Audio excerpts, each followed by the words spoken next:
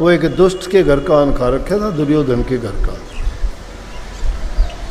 जो आदमी दुष्टता करता था उसके घर का अन्न खा रखा था, इसलिए मेरे विचार भी दुष्ट थे। अब मैं मृत्यु सैया पे लेटा हूँ, मैंने किसी का अन्न जल ऐसा नहीं खा रखा, इसलिए मैं नैतिकता की बात करता हूँ। तो हमारे जीवन में सबसे पहली चीज़ है कि अगर आपका भजन बनता है और किसी दिन ये बात हो जाती है तो आपको ख्याल करना चाहिए कि मैंने क्या ऐसी चीज़ खाई थी। या हो सकता है दूसरा कारण, अभ्यासियों का संग, अच्छे इंसानों का, सत्संगियों का संग होना चाहिए, सत्संगियों में बैठना चाहिए। जैसा आदमी संग करता है वैसा रंग चढ़ जाता है। संसारियों में बैठोगे तो संसारी बन जाओगे, सत्संग में बैठोगे सत्संगी बन जाओगे। बड़े बड़े पापी, ठग, चोर, लुटेरे, डाकू भी संगत में आके सुधरे। पीथा नाम का डाकू था, दादू साहब के सत्संग में चला गया, वहाँ जाके बैठ गया। बहुत बड़ा डाकू था राजस्थान में उस समय, दादू साहब के टाइम में।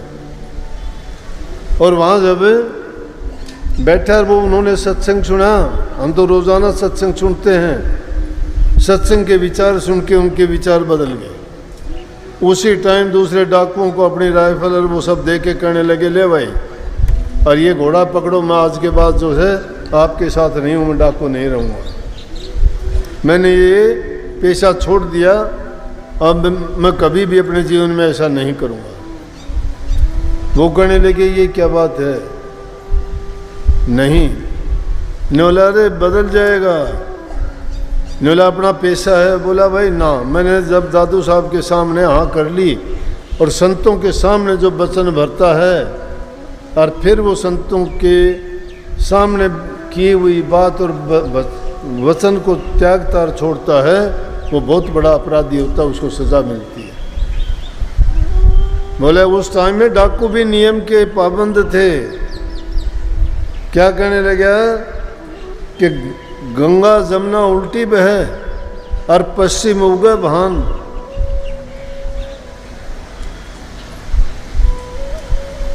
और बोला मुझे ये आन है कि पिता चोरी ना करे दादू जी की आन, कि मैं डाका नहीं डालूंगा, दादू जी की आन है मेरे को।